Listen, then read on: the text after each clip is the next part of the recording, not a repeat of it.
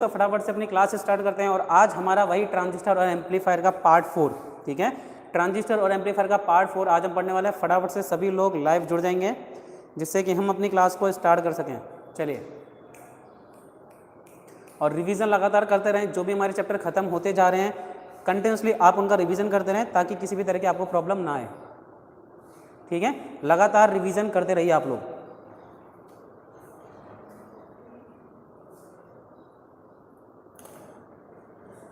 चलिए, अब देखिए चैप्टर को स्टार्ट करते हैं। हमारे चैप्टर का नाम है ट्रांजिस्टर और एम्पलीफायर।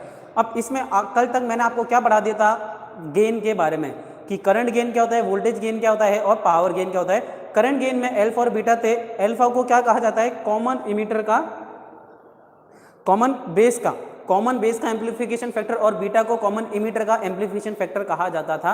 इतनी सी चीज़ तो हम लोगों ने कल की वीडियो में कर ली थी। लेकिन अब बात करते हैं हम लोग नेक्स्ट वीडियो की, नेक्स्ट टॉपिक की, जो कि हमारे है, देखिए कुछ पॉइंट है जो कि मैं आपको लिखा देता हूँ, ठीक है। डायरेक्टली ज़्यादा उसके अंदर अपने को डीप में नहीं जाना है। गुड मॉर्निंग पवन टांग, ज़्यादा डीप में नहीं जाना है, बेसिक बात हम उसके बारे में कर लेंगे।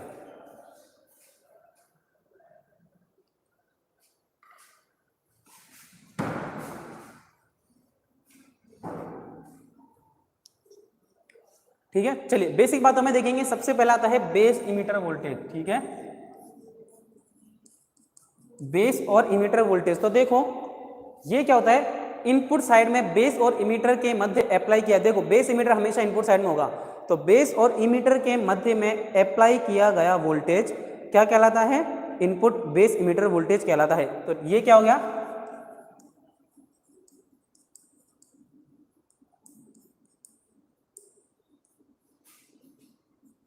बेस व इमीटर के बीच वोल्टेज, ठीक है। बेस और इमीटर के बीच जो वोल्टेज होता है उसे VBE कहा जाता है। इसके बाद क्या आ जाएगा दोस्तों, VBC। तो VBC क्या हो गया, बेस व कलेक्टर के बीच, बेस और कलेक्टर के बीच जो वोल्टेज होगा उसे VBC कहेंगे, ठीक है, VBC कहेंगे। इसके अलावा एक और वोल्टेज है VCE। तो ये क्या हो गया, कलेक्टर व इमीटर के बीच।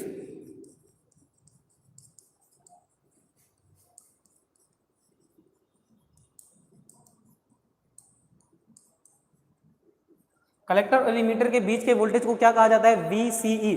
सभी लोग जो भी लाइव आते जा रहे हो फटाफट से कमेंट करते जाओ। अभी कौन कौन आ चुका है, पवन टांग और अंकित गुजर, ठीक है। अंकित गुड मॉर्निंग, काफी दिनों बाद टाइम पे आया अंकित।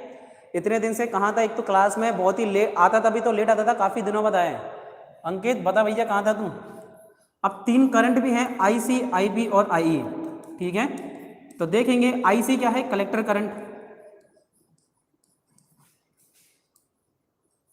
इसके बाद बात करें IB की, तो ये हो गया आपका बेस करंट। IE की बात करेंगे तो ये हो गया आपका इमीटर करंट। लेकिन आपसे पूछा क्या जाएगा, देखो कलेक्टर करंट आपको मैंने बताया था मिली एम्पियर में, बेस करंट माइक्रो एम्पियर में, और इमीटर करंट भी मिली एम्पियर में होती है। तो कलेक्टर और इमीटर करंट तो मिली एम्पियर में होती है, जबकि अगर मैं बात करूं बेस करंट की तो ये माइक्रो एम्पियर में रखी जाती है, ठीक है। बेस करंट माइक्रो एम्पियर में रखी जाती है। राजू आ रहा हूं सर,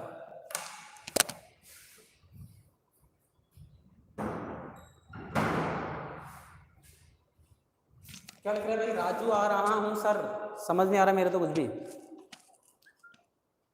चलिए, तो ये तीनों चीजें हो गई। अब इसके बाद देखेंगे जंक्शन टेम्परेचर, ठीक है। ये पॉइंट होगा 1 2 3 4 5 6। अब छठे के बाद में 7वें नंबर का पॉइंट देखते हैं।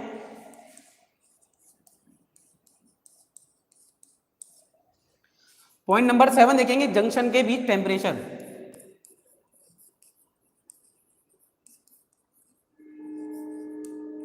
अब देखो जंक्शन टेम्परेचर क्या होता है। गुड मॉर्निंग रोशन जी, रोशन जी गुड मॉर्निंग। तो जंक्शन टेम्परेचर क्या होता है, जो आपका ट्रांजिस्टर जंक्शन है, आपको पता है ट्रांजिस्टर जंक्शन में होल्स और इलेक्ट्रॉन फिल होते हैं। लखन जी गुड मॉर्निंग, साहिल गुड मॉर्निंग। तो ट्रांजिस्टर में जो इलेक्ट्रॉन है वो होल होते हैं, वो एक तरफ से दूसरी तरफ जाते हैं। अच्छा, रोज आ रहा है अंकित, अंकित लेट आता है, रोज आ रहा है लेकिन लेट आता है टाइम पे, आज बहुत दिनों बाद आया है। तो देखिए पंकज आ गया, चलो। तो जंक्शन है, यहां से होल, यहां से इलेक्ट्रॉन है, और ये दोनों आके एक पॉइंट पे रिकंबाइन हो जाते हैं, और उस रिकॉम्बिनेशन की दर अगर ज्यादा होगी तो वहां पे टेम्परेचर विकसित होगा। तो जंक्शन पे टेम्परेचर कब ज्यादा होगा, जब करंट का मान ज्यादा होगा। जब करंट ज्यादा होगी, गुड मॉर्निंग सर, आज मेरा पहला दिन है लाइव पर, मैं आपकी प्रीवियस वीडियो से प्रिपरेशन करता हूं डेली। बहुत बहुत स्वागत है रवि यादव जी, आपका हमारे यूट्यूब चैनल में स्वागत सत्कार करते हैं। चलिए, बहुत अच्छी बात है। देखिए, इतनी अच्छे से एक्सप्लेनेशन लिख के दी कि मुझे कुछ कहना ही नहीं पड़ा। अदरवाइज अगर आप हाय हेलो गुड मॉर्निंग लिखते तो मैं आपको कहता कि रवि जी आप कहाँ से हैं। बहुत अच्छी बात है रवि जी। अच्छा, ये कमेंट जरूर कर दो कि आप कहाँ से बिलोंग करते हो या आप कहाँ से रहते हो। और आपको अगर मेरी क्लास अच्छी लग रही है तो बस आप ये करो कि अपने दोस्तों के साथ भी शेयर करो, और अब आज से लाइव भी आया करो, ठीक है। आज से लाइव आयो और कल भी डेली, अब आपको डेली लाइव आना है, ठीक है। ये मेरी तरफ से आपको एक छोटा सा ऑर्डर है, मेरी तरफ से एक छोटा सा आपको ऑर्डर है। तो ये चीज ध्यान रखो कि जितना ज्यादा करंट होगा उतना ज्यादा ही तापमान होगा। तो तापमान सीधे सीधे लोड करंट पर निर्भर करता है। तापमान किस पर निर्भर करेगा? लोड करंट की वैल्यू पर निर्भर करता है। अब आता है प्रचालन आवृत्ति।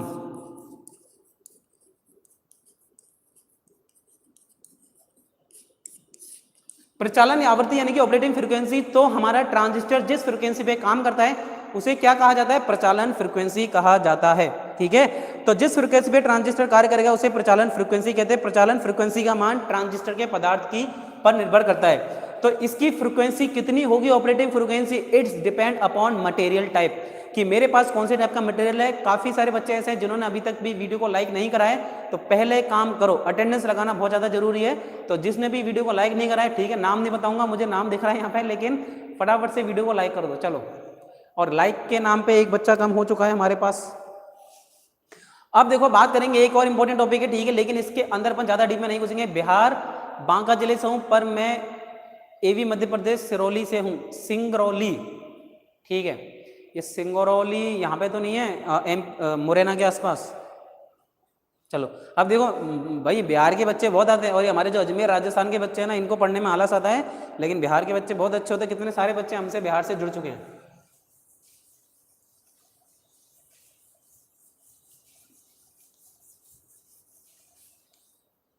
चलिए, तो ये हो गया। अब इसके बाद हमें अगला पॉइंट देखना है, ट्रांजिस्टर की बाइसिंग। अब देखो, चैप्टर मैंने बोला आपको आज तो खत्म नहीं हो पाएगा, हमें कल का दिन भी इसमें लगाना पड़ सकता है अभी तो, और लगाना ही पड़ेगा, ठीक है। इतना जल्दी हमें भागने की आवश्यकता है नहीं, आराम से चीजें माइंड में समझ आनी चाहिए, भागेंगे नहीं। मैं चाहूं तो आज ही चैप्टर खत्म करा सकता हूं, लेकिन हम भागेंगे नहीं। अब बात करेंगे अगला टॉपिक जो कि है ट्रांजिस्टर बाइसिंग। ट्रांजिस्टर की बाइसिंग यहां दिख रहा है सब लोगों को?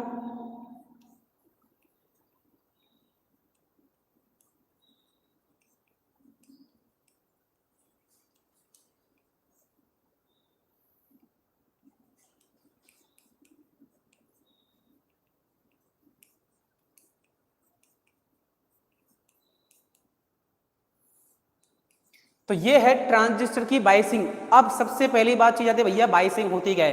क्या कोई बच्चा क्लास में ऐसा है जिसे बाइसिंग के बारे में कोई भी नॉलेज हो? फटाफट से बताओ, फिर मैं उसके बारे में आपको एक्सप्लेन करूंगा।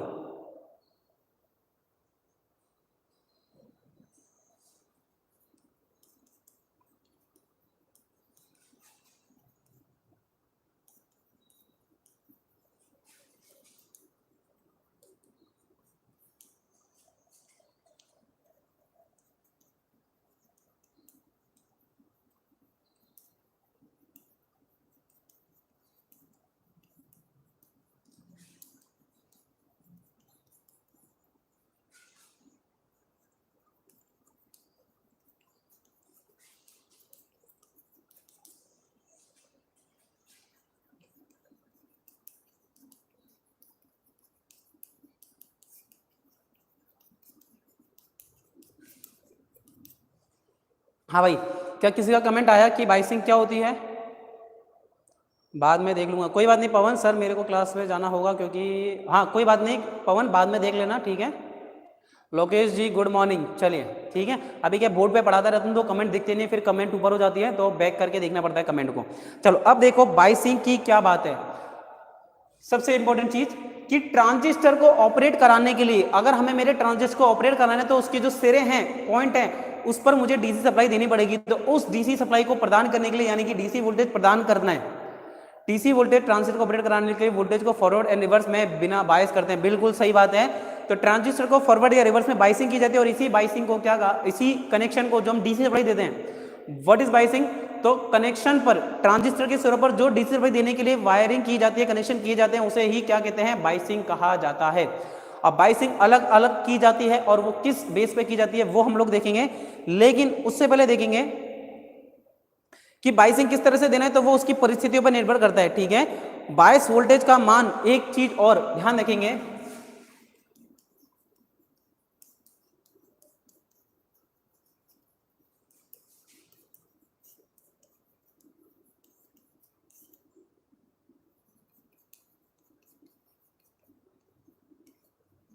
तो ये चीज देखिए कि बायस वोल्टेज का मान हमेशा स्थिर रहना चाहिए, कभी भी नहीं बदलना चाहिए। मोस्ट इंपोर्टेंट चीज क्या है, कभी भी बायस वोल्टेज का मान नहीं बदलना चाहिए, हमेशा स्थिर रहना चाहिए। ये चीज आप अपने दिल और दिमाग में बैठा लें।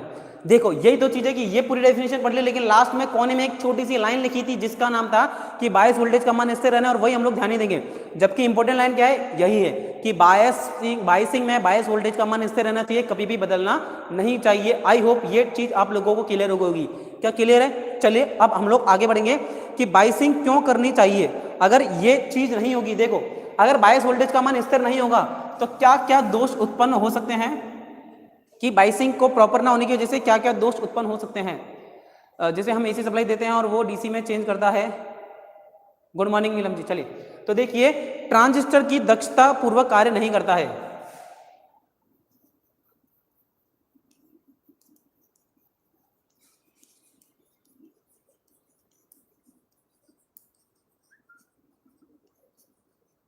भाई अगर वोल्टेज स्थिर नहीं होगा, वोल्टेज लगातार बदलता रहेगा तो क्या होगा, ट्रांजिस्टर दक्षता पूर्वक कार्य नहीं करेगा। दूसरी चीज क्या है कि एम्पलीफायर सर्किट में ट्रांजिस्टर का आउटपुट विकृत हो जाएगा। तो लिख लेते हैं,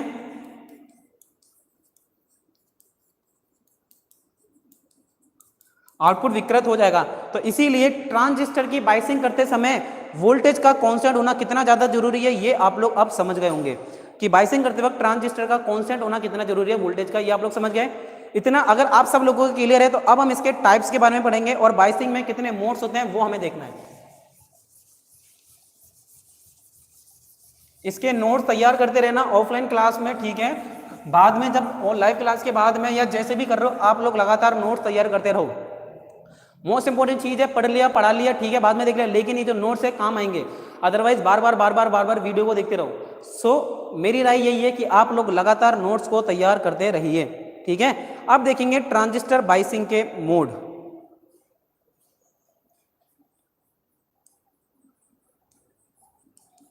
मोड्स ऑफ ट्रांजिस्टर बायसिंग, ठीक है। अब मोड को क्या लिखेंगे भाई, मोड को मोड ही कहा जाता है, ठीक है। मोड को मोड ही कहा जाता है, मोड का कोई और नाम नहीं है। ट्रांजिस्टर बायसिंग में क्या कहा जाएगा, ट्रांजिस्टर बायसिंग के मोड। अब यानी कि देखो भाई, ट्रांजिस्टर की बायसिंग करनी है, मैंने बोला दो टर्मिनल होते हैं, बेस को तो भूल जाओ, दो भूलो भाई, इनपुट और आउटपुट, एक इनपुट एक आउटपुट। अब उन दोनों इनपुट आउटपुट को जो कॉमन है, इस तरह से होता है ना अपना कुछ स्ट्रक्चर, तो ये साइड तो हो गई इनपुट और ये साइड हो गई आउटपुट, और बीच में एक कॉमन रहता है। तो इनपुट की साइड में हमें कुछ कनेक्शन देना है फॉरवर्ड बायस, और आउटपुट में रिवर्स बायस या फॉरवर्ड बायस, यानी कि यहाँ फॉरवर्ड बायस रिवर्स बायस हो सकता है और यहाँ पे भी फॉरवर्ड रिवर्स कोई सा भी हो सकता है। तो उसी के बेस पे हम लोग अपनी बायसिंग को करेंगे। तो अब हम लोग क्या करेंगे, एक छोटी सी टेबल का निर्माण करेंगे। क्या करेंगे, एक छोटी सी टेबल का निर्माण करेंगे और उसके माध्यम से समझेंगे। तो देखिए सबसे पहले आता है, दो जंक्शन होंगे इमीटर पे और कलेक्टर पे। चलिए Komal ji good morning, Tanzil good morning. चलो तंजिल लेट हो गया, वही डेली लेट आ रहा है तंजिल। तो इमीटर जंक्शन और कलेक्टर जंक्शन की बात करते हैं।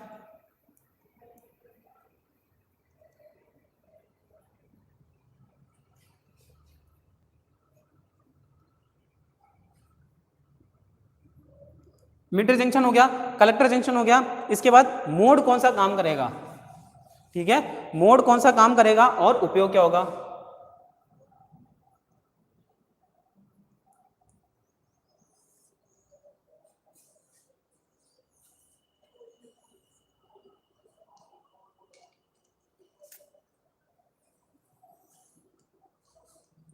चलिए अब देखिए, सबसे पहले हम बात करते हैं, अगर मेरा इमीटर जंक्शन और कलेक्टर जंक्शन दोनों जब फॉरवर्ड बायस में हो, सॉरी एक फॉरवर्ड बायस में हो और एक रिवर्स बायस में हो,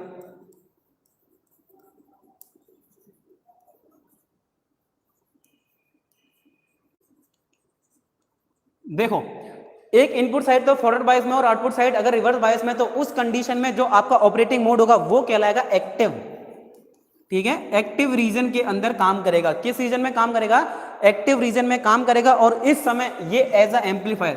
तो ध्यान रखें एम्पलीफायर के अंदर हमेशा एक साइड तो फॉरवर्ड बायस और दूसरी साइड रिवर्स बायस रखी जाती है। फिर इसके बाद हम लोग बात करेंगे कि एक साइड मैंने फॉरवर्ड कर दी, अगेन अब मैं यहां लिख रहा हूं सिर्फ फॉरवर्ड बायस और यहां पे भी मैंने फॉरवर्ड बायस अगर ले ली, यानी कि अगर मेरा कॉमन कलेक्टर और कॉमन इमीटर दोनों के दोनों फॉरवर्ड बायस की कंडीशन में है, देखो भाई दोनों ही फॉरवर्ड बायस है, दोनों ही फुल करंट दे रहे हैं, तो इस कंडीशन में आपका सैचुरेशन हो जाएगा। भाई कोई चीज की अति भी तो ज्यादा होती है। देखो फॉरवर्ड बायस की कंडीशन एक बहुत अच्छी कंडीशन है और अगर दो जब बहुत ज्यादा अच्छा ही मिल रहा है तब भी बुरा है, क्या सैचुरेशन मटका भर जाएगा। तो उसी तरह से सैचुरेशन हो गया, यानी कि अब सैचुरेशन रीजन है ये कहां काम आता है, बंद स्विच के रूप में। ध्यान रखो हमेशा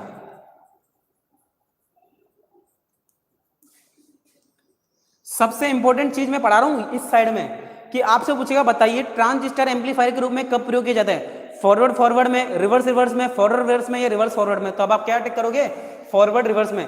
ट्रांजिस्टर बंद स्विच के रूप में कब उपयोग किया जाता है, तब आप क्या टिक करोगे, फॉरवर्ड फॉरवर्ड में। फिर बात करते हैं रिवर्स रिवर्स, यानी कि इमीटर और कलेक्टर दोनों के दोनों रिवर्स बायस कंडीशन में, और जब भी ये दोनों रिवर्स बायस कंडीशन में होंगे तब मुझे क्या मिलेगा, कट ऑफ, मुझे मिल जाएगा कट ऑफ रीजन। और कट ऑफ रीजन के समय ये एक ओपन स्विच की तरह कार्य करता है। किस तरह से काम करेगा, ओपन स्विच के रूप में कार्य करेगा। अब लास्ट कौन सा बचा, रिवर्स और फॉरवर्ड बायस, रिवर्स बायस और फॉरवर्ड बायस, और इस समय पे ये काम करेगा इंटरमीडिएट की तरह। इस समय पे ये एक इंटरमीडिएट की तरह मोड में काम करता है और इसे लो गेन एम्पलीफायर के रूप में काम में लिया जाता है।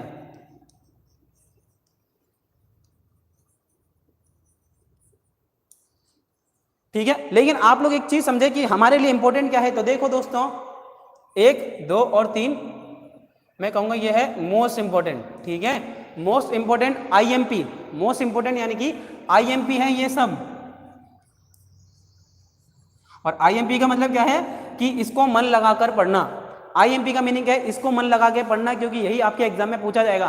तो अब बता दो जो मोड्स ऑपरेशन है उसमें किसी को किसी भी तरह की प्रॉब्लम है क्या, इस टेबल के अंदर मैं कह रहा हूं मोस्ट इंपॉर्टेंट टेबल अगर मैं कहूं ट्रांजिस्टर के चैप्टर की तो वो ये है। आपके कंपटीशन एग्जाम में यहां से बहुत सारे क्वेश्चन आते हैं, कंपटीशन एग्जाम में नोटिफिकेशन नहीं आता। कोमल जी आप बेल आइकन पे क्लिक नहीं करते। और देखो सबको एक बार ये बताना चाहता हूं भाई, नोटिफिकेशन की चिंता मत करो।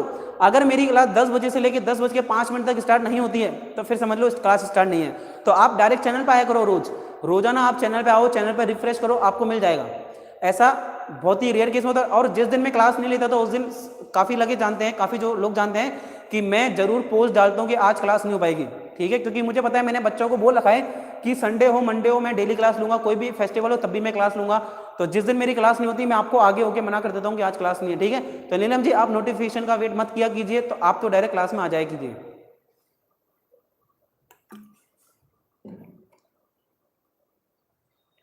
क्लियर है, टेबल एकदम बेहतरीन तरीके से समझ आ रही है। अरे आप ये बताओ कि ट्रांजिस्टर का जो चैप्टर है मजा आ रहा है नहीं आ रहा है, ट्रांजिस्टर और एम्पलीफायर पढ़ने में। अभी तो एम्पलीफायर स्टार्ट नहीं करा है, करूंगा। ट्रांजिस्टर पढ़ने में अभी तक मजा आया नहीं आया भैया। कॉमन ये इमीटर बेस और जंक्शन तीनों टांगे समझ आई कि नहीं आई, इमीटर बेस और कलेक्टर ये तीनों टांगों के बारे में क्लियर हुआ नहीं। इन तीनों टांगों का इस्तेमाल किस तरीके से करेंगे, इन तीनों टांगों को तोड़ा मरोड़ा किस प्रकार से जाएगा, किस तरह से इनके कनेक्शन किए जाएंगे, एक एक चीज आपको कितने बेहतरीन तरीके से पढ़ाई और आई होप आपको क्लियर भी होनी चाहिए। अब अगर इतना अच्छा पढ़ाने के बावजूद अगर आपको क्लियर नहीं है, हमारी गाड़ी तो भगवान भरोसे चल रही है। चलिए इसको मैं अब रफ कर रहा हूं, आगे वाला टॉपिक देखते हैं।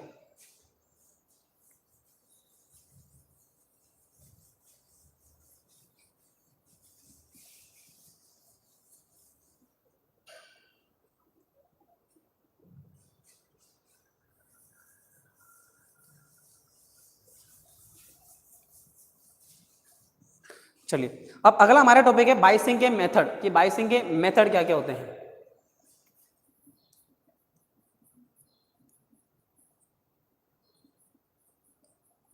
बाइसिंग मेथड हिंदी में भी लिख देता हूं।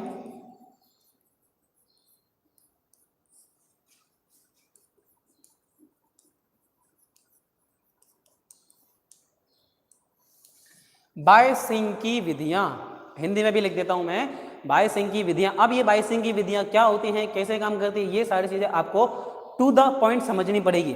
फर्स्ट ऑफ ऑल देखिए एक ही करके नाम देखेंगे तो base resistance biasing, feedback resistance biasing, emitter resistance biasing और वोल्टेज डिवाइडर वाइसिंग होती है, लेकिन हमको एक ही करके पढ़ना है। अभी सर सेमेस्टर थर्ड के क्वेश्चन की पीडीएफ दे दो ना टेलीग्राम पर। हाँ भाई मैं डाल दूंगा, ठीक है, थर्ड और फोर्थ सेमेस्टर दोनों की डाल दूंगा, भूल गया था मैं, ठीक है, मैं डाल दूंगा, थोड़ा सा दिमाग से आउट हो गया था।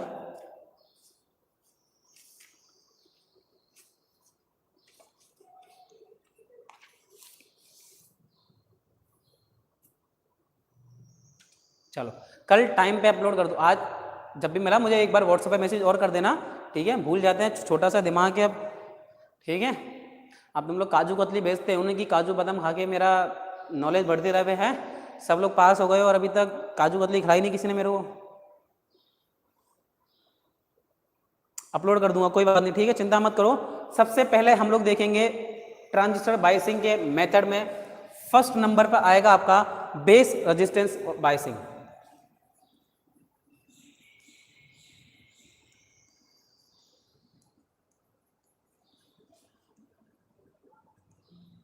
अब देखो इस चैप्टर की खासियत बताता हूं मैं, इस चैप्टर के अंदर ये जो टॉपिक है ना, ये मैं कभी भी क्लास के अंदर नहीं पढ़ाता था, क्योंकि इतना इंपॉर्टेंट नहीं है, ना ही इतने क्वेश्चन आते, और अगर जब मैं इसको पढ़ाऊंगा तो आपको नींद आएगी, उबासी आएगी, ये जाहिर सी बात है। गुड मॉर्निंग संगीता जी, जब मैं इस चैप्टर को पढ़ाऊंगा तो आपको नींद उबासी आना लाजमी है।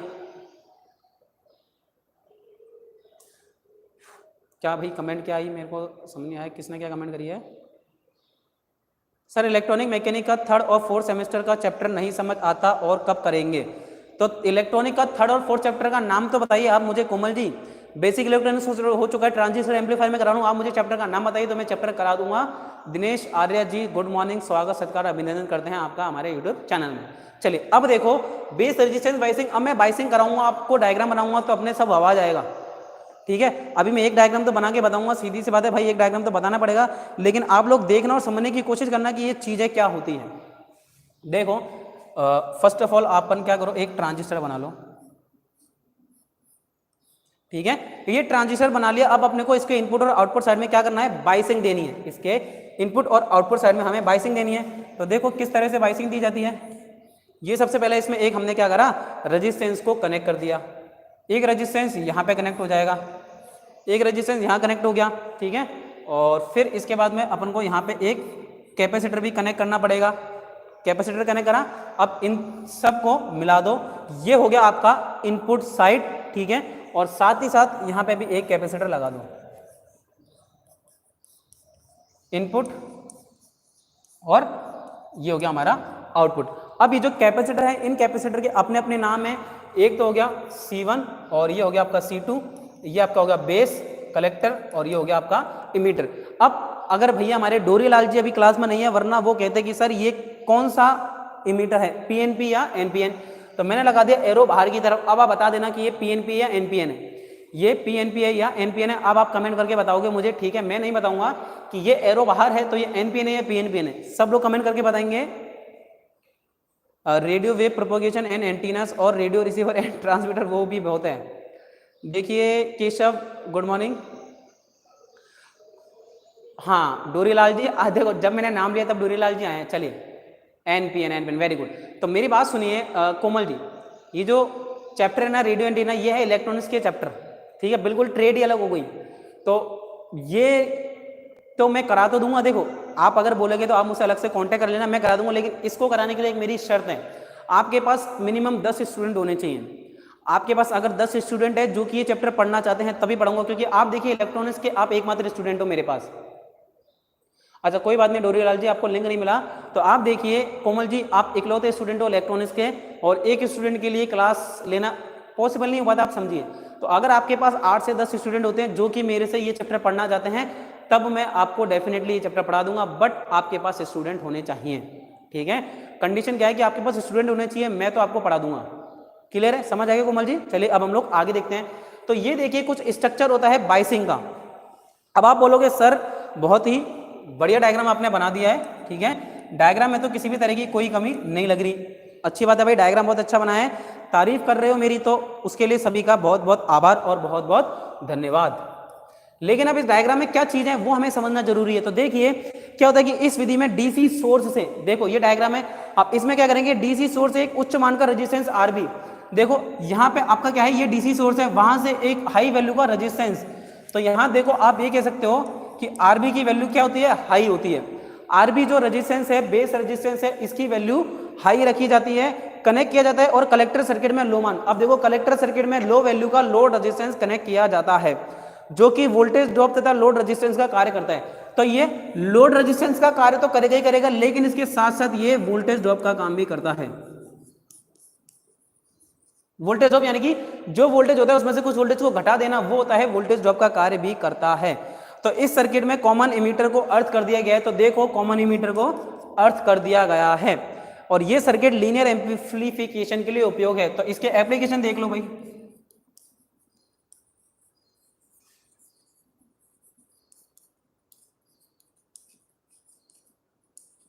अब आप बताओ, आपके एग्जाम में ना आपको सिर्फ इतना सा डायग्राम भी नहीं आएगा, सिंपल सा जो क्वेश्चन पूछा जाएगा वो क्या होगा कि बेस रेजिस्टेंस बाइसिंग में एप्लीकेशन क्या है, लीनियर एम्प्लीफिकेशन में इस्तेमाल किया जाता है। अब बस मैं आप लोगों से ये जानना चाहता हूं, बाकी सारे जो आगे हैं चार, उनका डायग्राम तो इससे भी ज्यादा थोड़ा कॉम्प्लिकेटेड है, जबकि आपके इंपॉर्टेंट नहीं है।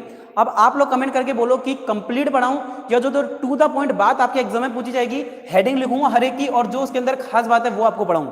तो बस मुझे कमेंट करके ये बता दो कि टू द पॉइंट पढ़ाऊं या कंप्लीट पढ़ाऊं। कंप्लीट पढ़ाने के लिए बोलोगे तो एक एक डायग्राम पढ़ाऊंगा मैं, अभी तक भी मैंने डायग्राम बनाए थे, एक एक डायग्राम बना के भी पढ़ाऊंगा, लेकिन अगर आप लोग नहीं चाहते हो सर ओके 10th स्टूडेंट हो जाएंगे, बस कुछ ही हाँ बिल्कुल आप 10 स्टूडेंट कर दो, कर देंगे। तो मुझे बताओ, राम राम सर जी, श्री गंगानगर से मुकेश जी, स्वागत है आपका। टू द पॉइंट, बाकी लोग भी कमेंट करके बताओ टू द पॉइंट। देखो चीजें आएगी नहीं, मैं बता रहा हूँ, मुझे पता है कि एग्जाम में क्या आएगा, तो मैं वही बताऊंगा आपको। फालतू वैसी चैप्टर काफी लंबा हो चुका है, तो आप बताइए मुझे कमेंट करके टू द पॉइंट। चलिए डोरी लाल जी और कोमल जी का कमेंट आ चुका है, बाकी तंजिल, मुकेश, लखन, सभी लोग कमेंट करो। नायडू जी अगर क्लास में प्रेजेंट हो तो वो भी कमेंट करो। पवन तो जा चुका है, पंकज है ना। मुझे तो पता था भी मेरे स्टूडेंट मेरी बात तो मानेंगे, टू द पॉइंट पढ़ानी है। चलो बहुत अच्छी बात है, अच्छी चीज, अपन टू द पॉइंट ही पढ़ेंगे।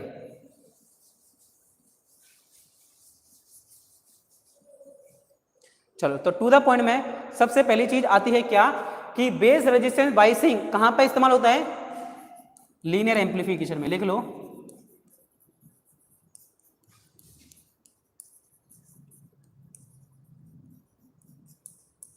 अब देखो लीनियर को क्या कहता है, रेखीय एम्प्लीफिकेशन को तो एम्प्लीफिकेशन ही कहा जाएगा, तो हिंदी वाले लिख लेंगे लीनियर एम्प्लीफिकेशन, लीनियर एम्प्लीफिकेशन। अगला है फीडबैक रजिस्टर बाइसिंग मेथड।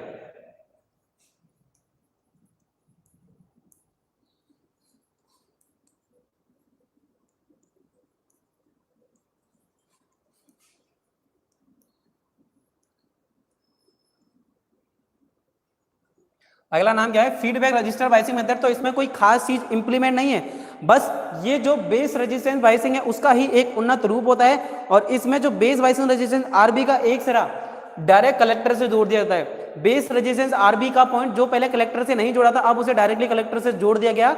इतना सा काम बस इसके अंदर किया जाता है, सिर्फ और सिर्फ इतना सा काम इसके अंदर किया जाता है, ठीक है। तो लिख लें, इस बिंदु का ऑपरेटिंग पॉइंट स्थिर रहता है।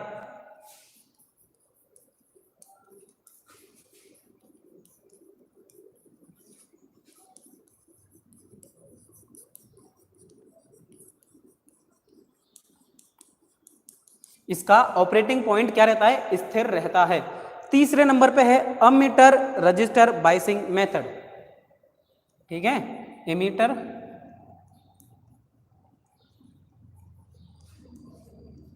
रजिस्टर। अच्छा, आप लोगों को मैं पीडीएफ ऑलरेडी टेलीग्राम चैनल पर दे चुका हूं, तो आप वहां पर जाके इसके प्रॉपर डायग्राम भी देख सकते हो। अगर आपके पास बुक है तो उसमें से देखो, और बुक नहीं है तो मैंने टेलीग्राम चैनल पे पीडीएफ डाल रखी है, आप वहां पर जाके भी डायग्राम को चेक कर सकते हैं। तो देखो अब इमीटर रेजिस्टेंस क्या है, इमीटर रेजिस्टेंस यानी कि इसमें इमीटर में भी एक रेजिस्टेंस जोड़ा जाता है। बोर्ड पर दिखाई नहीं दे रहा है, ब्लैक बोर्ड साफ कर दो भाई। अभी मैं दोबारा कर दूंगा इसको, ठीक है, गीले कपड़े से। हाल फिलहाल तो आप देखो एक बार एडजस्ट कर लो, अभी मैं इसको मिटा के पूरा ब्लैक बोर्ड पानी से साफ करूंगा, ठीक है। इमीटर रजिस्टर बाइसिंग मेथड में इमीटर में एक रेजिस्टेंस जोड़ा जाता है, तो मैं लिख देता हूं, इमीटर के साथ रेजिस्टेंस आर जोड़ा जाता है, ठीक है, इमीटर के साथ रेजिस्टेंस R जोड़ा जाता है। तो ये क्यों जोड़ा जाता है? ताकि इसका ऑपरेटिंग पॉइंट स्थिर रहे। ऑपरेटिंग पॉइंट को स्थिर बनाने के लिए ही इमीटर में रेजिस्टेंस जोड़ा जाता है। अगला है वोल्टेज डिवाइडर बाइसिंग मेथड।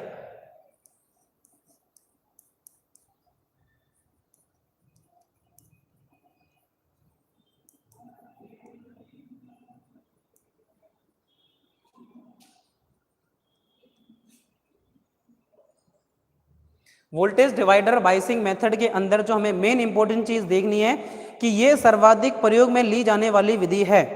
ये सर्वाधिक प्रयोग में ली जाने वाली विधि है।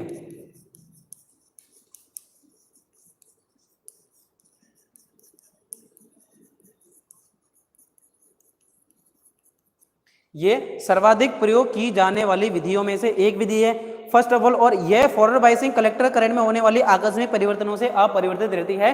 तो ये हो गया आपका बाइसिंग वाला टॉपिक। फटाफट से इसे देख लोगे और अगर किसी भी तरह का डाउट है तो मुझे बताओ, जब तक मैं अपने कपड़े गीले करके इस बोर्ड को साफ करने का प्रबंध करता हूँ। फटाफट से देख लो, कोई डाउट हो तो मुझसे अभी पूछ लो, फिर मैं ये रफ कर दूंगा पूरा।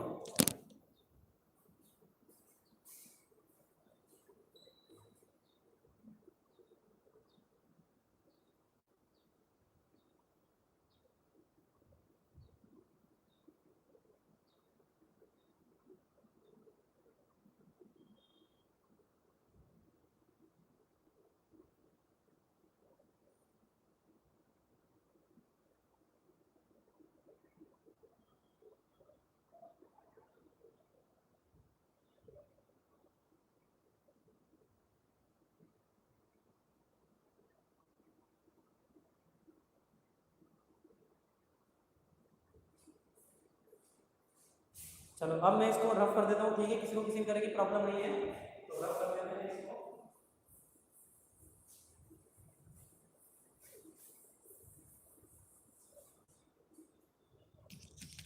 चलो कमेंट कर दो, सबको सब कुछ क्लियर है? अभी तक का जो क्लियर है, ठीक है। हाफ एन आवर हमारी आधी क्लास हो चुकी है और जिस भी व्यक्ति ने निवेदन किया था तो अब फटाफट देखो एकदम सफा चट कर देंगे हम हमारे बोर्ड को।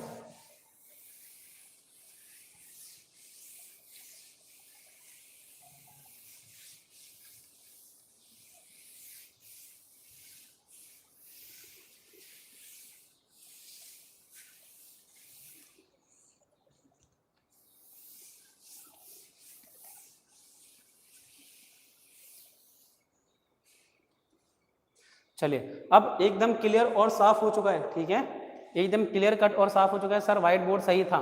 हाँ कोमल जी, व्हाइट बोर्ड सही था, लेकिन क्या करें भाई, मजबूरी है, अभी कॉलेज आना पड़ रहा है डेली।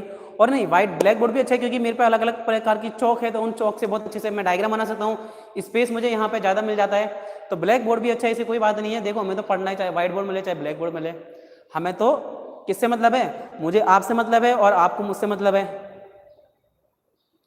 डोरीलाल जी व्हाट्सअप नंबर तो नहीं, आप इंस्टाग्राम पे मुझसे ऐड हो चुके हो। मुकेश जी अब दिखाई देगा आपको, देखो अब आपको दिखाई देगा। तो ये हमारा बाइसिंग वाला टॉपिक क्लियर हो चुका है। अब देखो, अभी मैंने आपको एक टेबल बनाई थी जिसमें मैंने बताया था जब ट्रांजिस्टर फॉरवर्ड बायस में होगा तो ये किसकी तरह कार्य करेगा? एक एम्पलीफायर की तरह। जब रिवर्स में होगा तब ये काम करेगा किसमें? ओपन स्विच की तरह। जब फॉरवर्ड रिवर्स में होगा तब ये क्लोज स्विच की तरह कार्य करेगा। तो अब हमें ये देखना है कि ट्रांजिस्टर की एप्लीकेशन क्या है, ट्रांजिस्टर को कहां कहां उपयोग में लिया जाता है।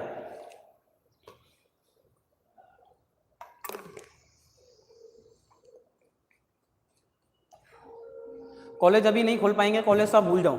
देखो जिस प्रकार से बीमारी चल रही है, अभी भी केसेस निकल रहे हैं और थर्ड वेव अभी सुनाओ अगर आपने न्यूज चैनल में डेल्टा प्लस वेरिएंट, तो आप देखो डेल्टा है, कल हमने राम राम आदित्य जी, तो एल्फा बीटा गामा भी तो बहुत सारे वर्ड है, तो बहुत सारी बीमारी आने वाली है अभी। हाँ अब तो डेली ITI में क्लास करनी पड़ेगी, डेली आना है। पहले तो एक दिन छोड़ के एक दिन आना पड़ता था, बट अब गवर्नमेंट ने डिसीजन दे दिया कि भाई 25 से स्टाफ जहाँ पे कम है तो वो डेली आ सकते हैं, तो अब हम डेली आ रहे हैं यहाँ पे, ठीक है। सोनू जी गुड मॉर्निंग, क्या बात है भैया, आज तो बहुत ज़्यादा स्टूडेंट आ गए। सभी को मेरा प्यार भरा नमस्कार, कैसे हैं आप सभी लोग? काफ़ी दिनों बाद आ रहे हो, डेली क्लास अटेंड क्यों नहीं करते हो सब लोग बताओ। सोनू जी और आदित्य, ठीक है, ये सब लोग डेली क्यों नहीं आते हो तुम लोग भाई? डेली क्यों नहीं आते? हाँ अभी तो डेल्टा आ गया, डेल्टा प्लस तो आ रहा है, केसेस निकल रहे हैं। इसके बाद alpha, alpha plus, beta, gamma, omega, ohm, बहुत सारे हैं, एम्पियर, सब कुछ आएगा। FB, हाँ बिल्कुल बहुत अच्छी चीज़ है। चलो अब हम इसे देखते हैं ट्रांजिस्टर के एप्लीकेशन। अगला जो हमारा टॉपिक रहने वाला है, हेडिंग है ट्रांजिस्टर के एप्लीकेशन। मुकेश जी अब आपको एकदम क्लियर दिख रहा है क्या? कमेंट करके बता दो।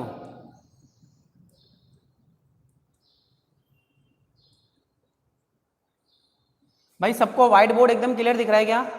कमेंट करके बताओ। क्या सभी मैप से ले ले भी, तो एक बार कमेंट करके बताओ क्या सबको व्हाइट बोर्ड एकदम क्लियर दिख रहा है? सर सीटीआई फॉर्म कब से स्टार्ट होंगे? सीटीआई के भी स्टार्ट नहीं हुए हैं। अच्छा, फैक्ट बाय जीके आपका यूट्यूब चैनल है, पहले तो आप बताओ आपका नाम क्या है? Fact bye GK YouTube channel है आपका, पहले तो आप ये बताओ आपका नाम क्या है? कमेंट करके मुझे सबसे पहले आपका नाम क्या है, आप कहाँ से, और आपका चैनल किस चीज़ के बेस पे, मैं फिर उसको प्रमोट कर देता हूँ। भाई सभी लोग ये जो भी चैनल है fact bye GK bracket H dot के, एक बार इनके चैनल पे विजिट करना, और अगर आपको लगता है कि इनका कंटेंट आपके काम का है किसी भी तरह से, तो प्लीज़ सपोर्ट जरूर करें और इनके चैनल को सब्सक्राइब जरूर करें। ठीक है, चलिए हो गया प्रमोशन। और प्रमोशन के तौर पे आप लोग 2 किलो काजू कतली भिजवा दें हमारे अकाउंट में। ठीक है, 2 किलो काजू कतली पूरे क्लास के लिए मंगा दो, उसमें से 1.25 किलो मेरी और बाकी 750 ग्राम आप सभी लोगों की। ठीक है, हाँ आपका भी, कोमल जी का भी करवा देंगे भाई, सबका करवा देंगे। फीस तो सुन लो, 2 किलो काजू कतली लगेगी, जिसमें से 1.25 किलो मैं रखूंगा और 750 ग्राम आप लोगों को दे दूंगा। ठीक है, चलिए अब देखेंगे ट्रांजिस्टर के एप्लीकेशन की। ट्रांजिस्टर के एप्लीकेशन कौन कौन से? इसमें सबसे पहले आता है स्विच की भांति।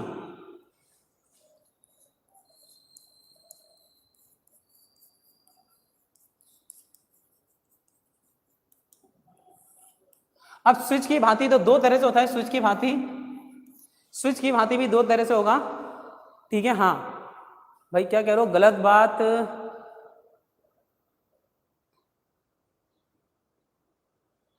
100 ग्राम मेरी, अरे भाई मैं कह रहा हूँ 750 ग्राम तुम्हारी। अब जिसको जितनी बांटनी बांट सकते हैं, लेकिन 1.25 किलो तो मेरी हो जाएगी यार। देखो काजू कतली पसंद है तो भाई 1.25 किलो मेरी, बाकी जितनी भी बची वो आप सबकी। ठीक है, जो जो परसेंट होगा 100 ग्राम के हिसाब से ले जाना। हाँ कोमल जी बिल्कुल सही कहा, ओपन स्विच और क्लोज स्विच, ओपन स्विच और क्लोज स्विच। अब बात करेंगे ओपन कब होगा और क्लोज कब होगा। तो देखिए क्लोज कंडीशन कब होगी? फॉरवर्ड रिवर्स की। और क्लोज कंडीशन कब होगी? रिवर्स रिवर्स की। ठीक है, फॉरवर्ड कंडीशन तो मैंने आपको लिखा दी भाई। क्लोज स्विच कब होगा? क्लोज स्विच कब होगा? जब फॉरवर्ड और फॉरवर्ड बायस होगा, और जब रिवर्स और रिवर्स बायस स्विच होगा उस कंडीशन में ओपन स्विच की तरह कार्य करेगा। तो पहला हो गया स्विच की भांति कब कार्य करेगा। तो इसमें हमें सिर्फ इतना पढ़ना है। ठीक है, आपको डायग्राम भी डीप में दे रखा होगा, लेकिन वो डायग्राम और वो सारी चीजें हमारे काम की नहीं है। ठीक है, वो सारी चीजें हमारे काम की नहीं है। अब देखो क्लोज स्विच की कंडीशन में, यानी कि कट ऑफ मोड। ठीक है, क्लोज स्विच को आप और क्या कह सकते हो भाई? क्लोज स्विच को हम लोग कह सकते हैं सैचुरेशन। तो यहां पे जगह है तो मैं एक और लिख देता हूं, सैचुरेशन, और ये होता है आपका कट ऑफ। ठीक है, बस इतना आपको ध्यान रखना है कि जब ट्रांजिस्टर ओपन स्विच की तरह कार्य करेगा तो रिवर्स रिवर्स बायस होगा और कट ऑफ रीजन में कार्य करेगा। जब ट्रांजिस्टर क्लोज स्विच की तरह कार्य करेगा तो वो सैचुरेशन मोड में कार्य करता है, और उस समय हमारे कनेक्शन कैसे होते हैं? Forward forward bias, forward forward bias होता है। चलिए अगला देखेंगे, स्विच की तरह तो कार्य करना इसने स्टार्ट कर दिया। इसके बाद में सेकंड नंबर पे आता है हमारा, सेकंड नंबर पे क्या आ जाएगा? स्विच के बाद में आएगा ट्रांजिस्टर की सॉरी एम्पलीफायर की तरह, एम्पलीफायर की तरह काम करना। अब देखो मेन भाई ट्रांजिस्टर का इस्तेमाल क्या होता है? एम्पलीफायर के लिए होता है।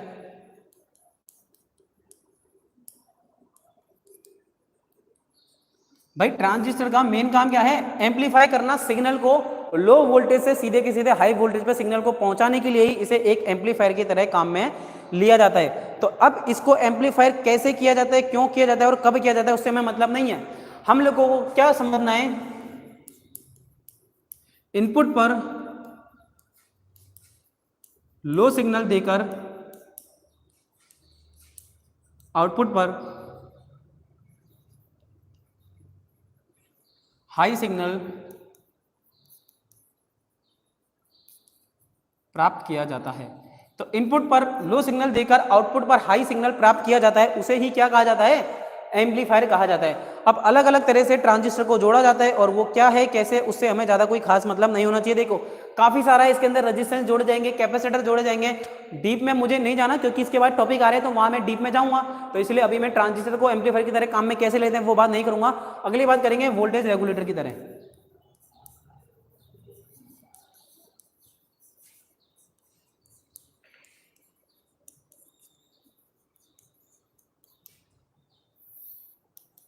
वोल्टेज रेगुलर की तरह।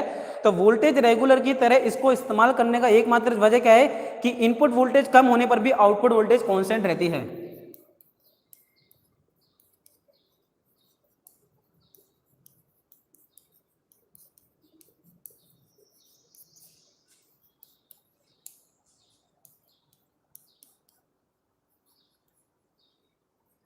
आउटपुट वोल्टेज कांस्टेंट या नियत रहती है। तो इनपुट वोल्टेज चाहे कम हो जाए लेकिन आउटपुट में वोल्टेज कांस्टेंट रहना चाहिए। यानी कि इनपुट सिग्नल वीक हो गया उसके बावजूद मेरा आउटपुट का सिग्नल अच्छा रहना चाहिए। तो सिर्फ एक काम कौन कर सकता है, ये कर सकता है वोल्टेज रेगुलेटर। भाई आईटीआई इगमेंस है, मांस नहीं है भाई। आईटीआई का नाम तो अच्छे से लिखो, ये रहा आईटीआई का नाम, इगमेंस प्राइवेट आईटीआई, और ये है कहाँ पे, अजमेर में। इगमेंस प्राइवेट आईटीआई अजमेर में है। किसी को एडमिशन लेना हो या करवाना हो तो बता देना। किसी को अजमेर में अगर आईटीआई करनी हो तो बता देना, आपके सामने टीचर हाजिर है, अगर आपको लगता है तो करवा देना, ठीक है। चलो अब यहाँ पे बात देख लो आगे। तो स्विच की तरह, एम्पलीफायर की तरह और वोल्टेज डिवाइडर की तरह किस तरह से इस्तेमाल किया जाता है ये आप लोगों ने देख लिया, क्लियर कट बात है। बस ये टॉपिक खत्म हुआ, अब आगे बढ़ते हैं।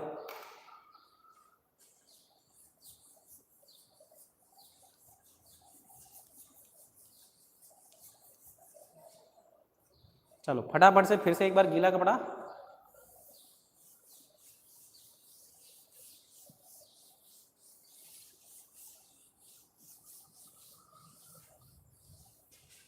चलो अब देखो ट्रांजिस्टर मेरा करवा दो। अच्छा आदित्य जी आपका करवाना है एडमिशन तो आप अजमेर आ जाइए। अच्छा ऑटो वाला ससुरा बिगाड़ दिया, कई बात को नहीं भाई। चलो तेरी भावनाएं सही थी भाई, तो मैं लिखना चाहता था भावनाओं की कदर करते हैं अपन, क्या है भावनाओं की कदर करते हैं, ठीक है। चलो हाँ भाई, किस किस को एडमिशन लेना है फटाफट से अपना नाम मुझे कमेंट में दिखा देना। अजमेर में रहने वाला कोई है और लेना चाहता है तो मेरे को कमेंट में लिखा देना, ठीक है। और भी कोई हो तो बता देना, चाहे लड़का हो चाहे लड़की हो, किसी को भी एडमिशन लेना हो आपका, ठीक है, बता देना मुझे, ठीक है, करवा देंगे आपका एडमिशन बिल्कुल। चलिए अब ट्रांजिस्टर की पैकेजिंग के बारे में देखेंगे।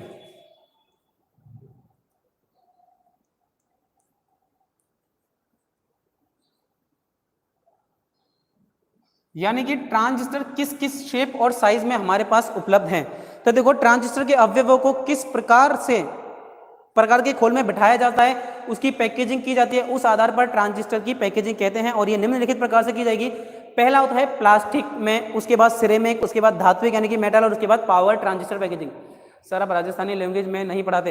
हाँ भाई राजस्थान कौन करेगा बिहार में। अच्छा राजस्थानी लैंग्वेज में पढ़ा के क्या करें, देखो राजस्थान की आती है, यूपी की आती है, और बिहार के भी काफ़ी स्टूडेंट है, तो थोड़ी बहुत बिहारी लैंग्वेज भी हम बोलते हैं। लेकिन बात इतनी सी है कि सब लोगों के लिए कॉमन लैंग्वेज है Hindi. Otherwise I can teach in English also. Fees कितनी है, तो फीस तो आप कमेंट करके पूछ लेना, मैं बता दूंगा फीस कितनी है, बता देते हैं।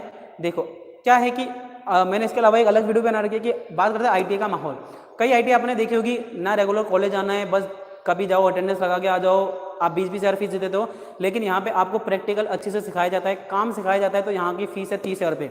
मानता हूँ फीस ज़्यादा है, लेकिन उसके बदले में देखो आपको प्रॉपर, अगर आप डेली कॉलेज नहीं आओगे तो आपको पेरेंट्स को बोल देंगे, प्रॉपर ड्रेस में नहीं आओगे तो आपके पेरेंट्स को शिकायत की जाएगी, आपके खिलाफ एक्शन लिया जाएगा, आपको पढ़ाई करनी पड़ेगी, टेस्ट होते हैं डेली, प्रैक्टिकल आपको अच्छे से परफॉर्म कराए जाते हैं। तो सारी चीज़ें यहाँ पे अच्छी होती हैं, इस वजह से यहाँ पे फीस भी अच्छी है, ठीक है, फीस अच्छी है, क्वालिटी स्टूडेंट का एडमिशन यहाँ पे लिया जाता है। दैट्स वाई यहाँ पे 30,000 फीस है।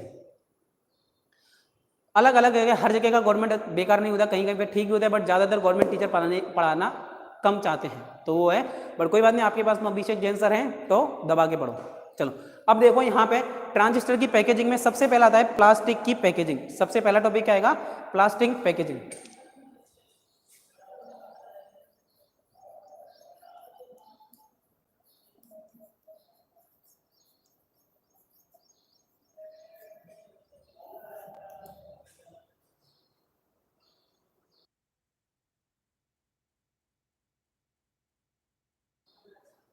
चलिए सर फी ज़्यादा नहीं है सर, प्राइवेट कॉलेज तो 36,000 इलेक्ट्रीशियन के लेते हैं, आपके नंबर बता दो। आदित्य जी नंबर तो मैं बताता नहीं हूँ ऑनलाइन, ठीक है, पिछली बार बता के बहुत परेशान हो चुका हूँ। तो इंस्टाग्राम पे मेरी आईडी है AJ_अभिषेक जी। आदित्य जी आप अजमेर के रहने वाले हो क्या? पहले तो बता दो मुझे। AJ_अभिषेक जी मेरा इंस्टाग्राम पे यूजर नेम है, आप वहां पे मुझसे बात कर लेना, फिर मैं जो भी जानकारी है आपको अवेलेबल करवा दूंगा। ठीक है, चलिए अभी बात करते हैं आगे। देखिए कि प्लास्टिक की पैकेजिंग हमें करनी, अब ट्रांजिस्टर प्लास्टिक की पैकेजिंग में किस तरह से अवेलेबल रहते हैं वो डायग्राम के थ्रू हम लोग देख लेते हैं।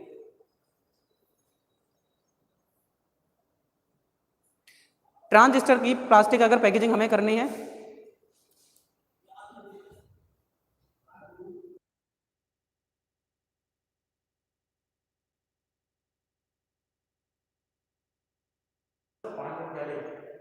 चलिए तो ये देखो प्लास्टिक की पैकेजिंग हमें करनी है। अब प्लास्टिक की पैकेजिंग में हमें किस तरह से काम करना है वो देखिए।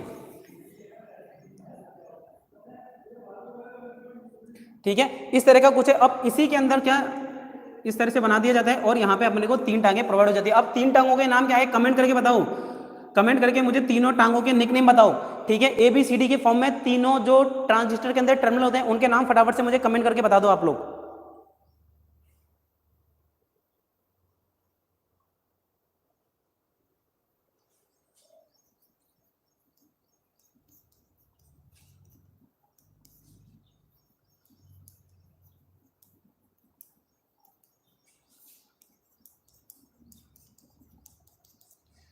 ठीक है, नाम बताएंगे।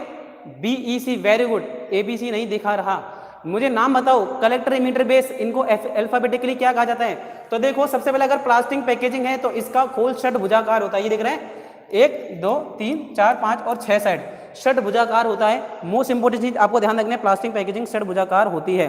और इसकी तली में पीतल से 3, भाई ये तो मेटल के निकालने पड़ेंगे, ये मेटल के ही निकालने पड़ते हैं। खास बात क्या है कि इनका इस्तेमाल रेडियो फ्रिक्वेंसी पर कार्य करने वाले एम्पलीफायर में किया जाता है।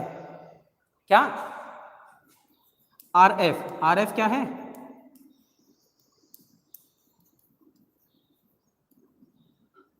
रेडियो फ्रिक्वेंसी एम्पलीफायर में यूज। तो क्या प्लास्टिक के जो इमीटर होते हैं रेडियो, हाँ RF यानी कि रेडियो एम्पलीफायर में इनका, रेडियो फ्रिक्वेंसी एम्पलीफायर में इनका प्रयोग किया जाता है। और इन ट्रांजिस्टर की सोल्डरिंग 15 वाट के सोल्डरिंग से की जाती है, ये तो इंपॉर्टेंट नहीं है। अगला है सेरेमिक पैकेजिंग, तो ये डायग्राम हटा रहा हूं मैं।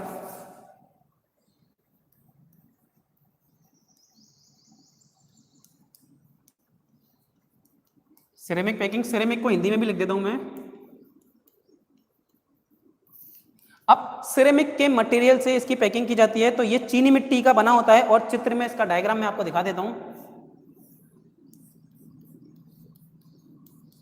ठीक है, कुछ भी हो सकता है। तो CBE ये हो गया आपका सिरेमिक टाइप का, इसकी आकृति अर्धगोलीय होती है। तो अपन आकृति के बारे में लिख लेते हैं।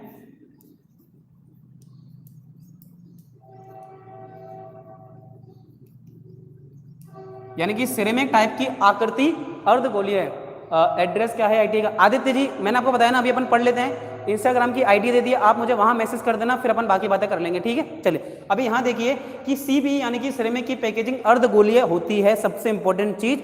और संयोजक कलेक्टर संयोजी तार के निकट खोल बिंदु पर एक, अब देखो ये 3 टांगे, तो आप कैसे पता लगा पाओगे कौन सी कलेक्टर, इमीटर, बेस है?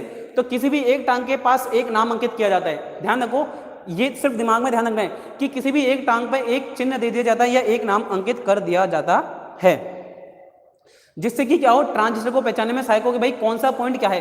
कलेक्टर, बेस, इमीटर को तीनों को पहचानने में सहायता प्रदान होती है। तो सिरेमिक पैकेजिंग में कौन कौन से उदाहरण? 2N2904, 2N2904, ये इस तरह के ट्रांजिस्टर यहाँ पे उपलब्ध होते हैं। ठीक है, 2N2904 ये पूरा एक है, और इसके अलावा 2N और दूसरा है 2N21482, क्या है? हाँ बिल्कुल, कलेक्टर के पास में एक पॉइंट रहेगा, बिल्कुल सही, बिल्कुल आप लिख लीजिए कलेक्टर के पास। ठीक है भाई, कलेक्टर साहब सबसे बड़े, तो कलेक्टर साहब के पास में एक पॉइंट लगा दिया जाता है, जहां पर क्या होता है कि टांग या तो लंबी रख देते हैं, ज्यादातर तो यही करा जाता है कि लंबी छोटी रख देते हैं, उससे हम लोग पता लगा लेते हैं। अब है धात्विक पैकेजिंग,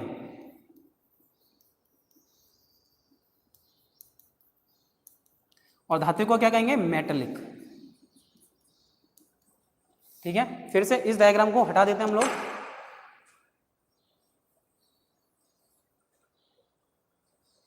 चलिए धात्विक या मेटेलिक पैकेजिंग क्या होती है। अब देखो एक पूरा मेटल का खोल होता है। इस विधि में ट्रांजिस्टर अवयव को पीतल अथवा लोहे से निर्मित खोल से सेट किया जाता है। तो लिख लेते हैं,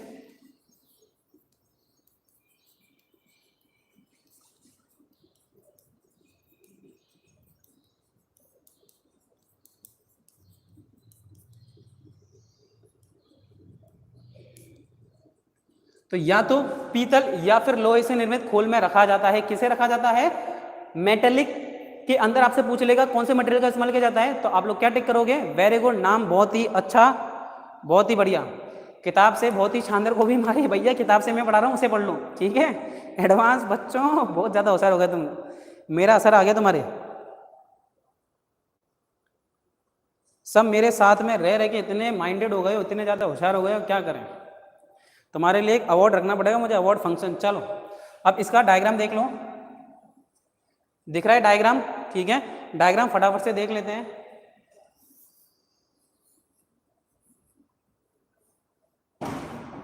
ये इस तरह से मेटेलिक ट्रांजिस्टर होता है। मेटेलिक ट्रांजिस्टर हमारा कुछ इस तरह से दिखाई देता है। और इसके बाद लास्ट आएगा आपका पावर ट्रांजिस्टर।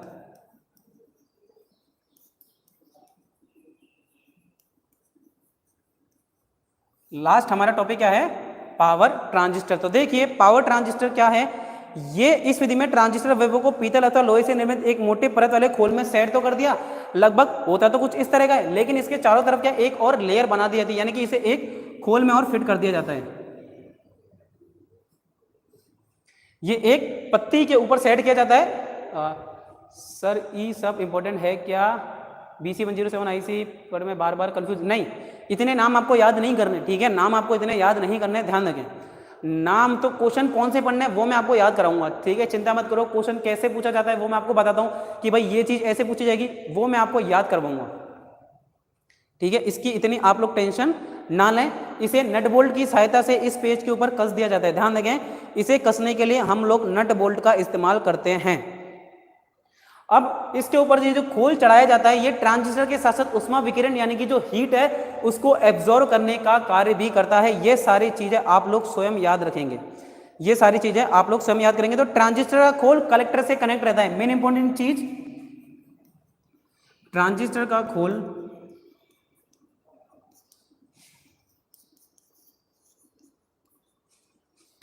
खोल कलेक्टर से कनेक्ट रहता है। तो आप लोग पता कैसे लगाओगे भाई कौन सा ट्रांजिस्टर है? अगर एक टांग पता पड़ गई तो बीच वाली हमें वैसे पता पड़ जाएगी, बेस और साइड वाली मीटर है, ये आप लोग आइडेंटिफाई कर सकते हो। इसमें कलेक्टर नहीं होता। अच्छा, इसमें कलेक्टर नहीं होता भाई, कलेक्टर इमीटर बेस तो तीनों ट्रांजिस्टर में होंगे ही होंगे। देखो, हाँ, ये जो डायग्राम मैंने बनाया इसमें एक टांग हटा देनी पड़ेगी, एक टांग हटा देंगे और उस टांग की जगह पे, उस लेग की जगह पे क्या आ जाएगा? यहाँ पे देखिए पॉइंट होते हैं ये। तो ये जो खोल है इसे इधर कस दिया गया, यानी कि तीसरी टांग मेरा इस तरह से काम करेगी। तीसरी टांग इस प्रकार कार्य करती है।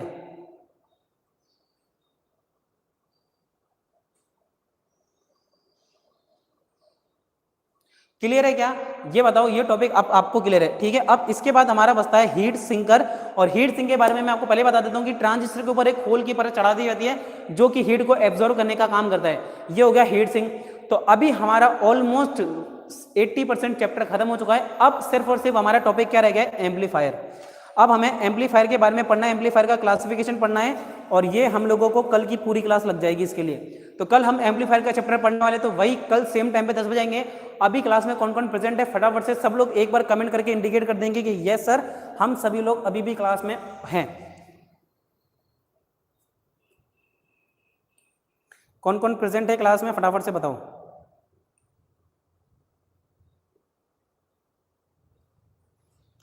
हाँ भाई, तंजील, कोमल और बाकी भी बहुत सारे बच्चे हैं क्लास में। सभी लोग अपना परिचय दीजिए। लखन,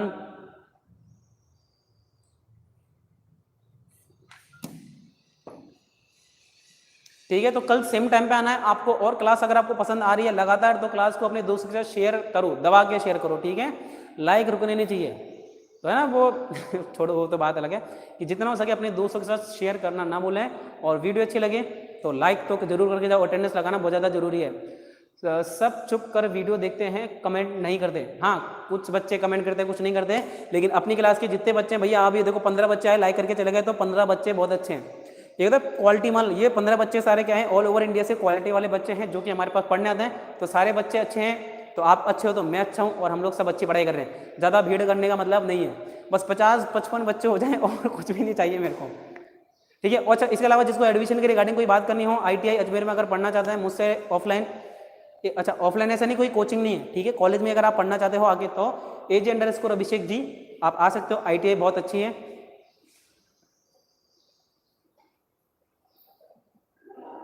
हाँ क्या बात है, धन्यवाद आप सभी का। चलिए कल सेम टाइम पे मिलेंगे अपनी नेक्स्ट क्लास में। थैंक यू दोस्तों।